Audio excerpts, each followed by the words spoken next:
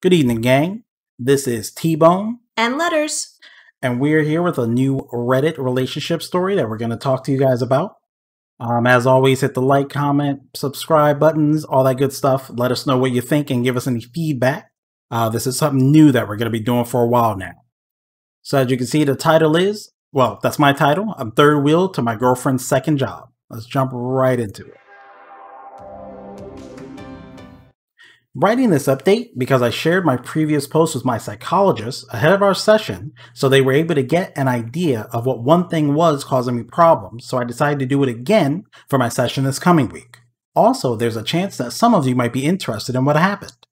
I wish I had a story where I explain my feelings and everything gets better or we work for a better tomorrow, but none of that happened. I sat Jess down and explained that I felt like her need to make money is more important to her than improving our relationship, and even argued that our relationship was deteriorating and is starting to feel like I don't even have a girlfriend. Jess claimed that our relationship was one of the most important things in our lives and didn't understand why I thought our date night sucked and why I felt like she prioritized work over us. She then asked why I would think that, and I asked, number one, when was the last time we actually finished a movie during one of these date nights? Number two, when was the last time we actually went out and did something together? Number three, when was the last time you stayed awake for a whole evening or napped together? And number four, when was the last time we actually got intimate? Jess thought for a moment and all of her answers were, before I took this second job. I asked her why she needed a second job, and she told me she needed it to make enough money to prove that she was a success. I insisted to her that she was a success. She finished college and got a well-paying job in her field. Then I got a little selfish and told her I felt like the third wheel in this relationship she has with working, and I asked if she'd consider quitting job number 2 and or talking to a therapist, covered by her Monday through Friday employer's insurance plan. She rejected both ideas. Despite everything, she insisted that she had to prove to everyone that she made it, but will try to make date nights feel more like date nights instead of eat and I clean up our apartment then we sleep night. Jess has typically been a woman of her word, so I decided to give her improved date night another chance. Sadly, it was more or less of the same. She got my favorite food delivered, and dinner went as it usually did. However, after around 15 or 20 minutes of movie night, she's out cold and I'm cleaning her kitchen and bathroom again. When she got up, she looked mad, I guess, at herself for doing the same thing again and promised that next week would be better. I told her to skip the next date night and rest up instead. She looked saddened, agreed that probably would be the best, and promised that the next one for sure would be better. So tonight it's just me, myself, and I thinking if whether or not I want to stay or go. I'm just lost, resentful, and alone right now. It doesn't help that all my friends and their partners going out on dates, taking pictures in front of Christmas decorations, going Christmas shopping together, and having actual date nights. I mean, that's a doozy, but I feel like this one has a really simple answer. She is 100% choosing their second job over the relationship. Yeah, especially because he didn't mention anything about them needing this additional money. It seemed to mainly be about status. It wasn't that they were struggling to get by. She just wanted to have more to prove something to somebody. I don't know if maybe she had a difficult family life before getting together with him, but she kind of has her own issues to work out, and it's a bummer that she rejected the idea of therapy out of hand. That's a really good point. I actually didn't think about that. Do they need this money, or is it literally just I need to be rich beyond rich for whatever reason? And I mean, it's one thing if, you're with somebody and they're like in medical school and they're doing their residency and they're like, okay, for the next, X amount of time, you're not going to be seeing much of me because I'm going through residency, but we're getting to a better place where in the future I can have a private practice and then we can spend time together. It's one thing if it's a temporary situation, but it seemed like this was the way that she wanted things to be long term, and I think they don't have compatible views of how much leisure time they should have together. Yeah, that's a big problem. If you don't want to be in each other's lives for the same amount of time each day, or at least a similar amount of time each day, those relationships tend to not work out. I don't see this being a long-term thing. My guess is they're gonna have the next date night. It's gonna be same old, and he's probably gonna have to end it. Especially when you said this kind of dawned on me that yeah, you're right. That is an important bit of information. Do they actually need this extra bit of money, or is it really just purely I just want to be richer than everybody else around me?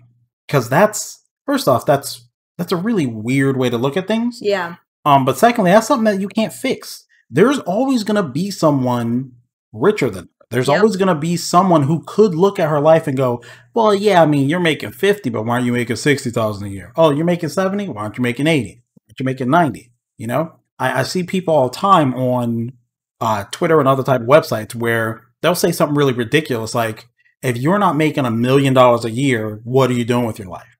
Yeah. And it's like, okay, if she's so susceptible to this, if she even remotely sees any of the things I see online, she's doomed because she's always going to want the next dollar and it's always going to be more important than him. Yeah. And it really seems like instead of working to live, she is living to work. I mean, she's working herself to the point of exhaustion if she can't even get through a movie or, 20 minutes of a movie. She's fallen asleep. She is not putting her health first. I mean, and that's an individual problem as well as a relationship problem.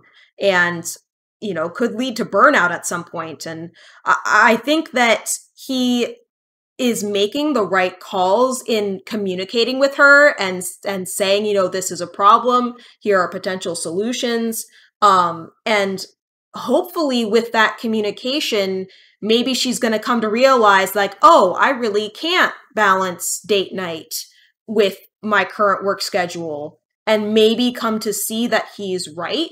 And maybe make a change, but it has to be something that she comes to on her own. And he can't really wait around forever for that to happen.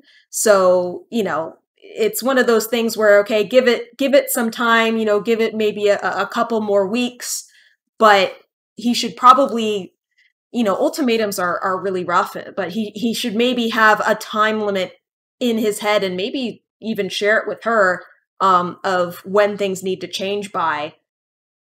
Yeah, I'm thinking sort of my sort of final verdict is he should definitely start thinking about an exit plan.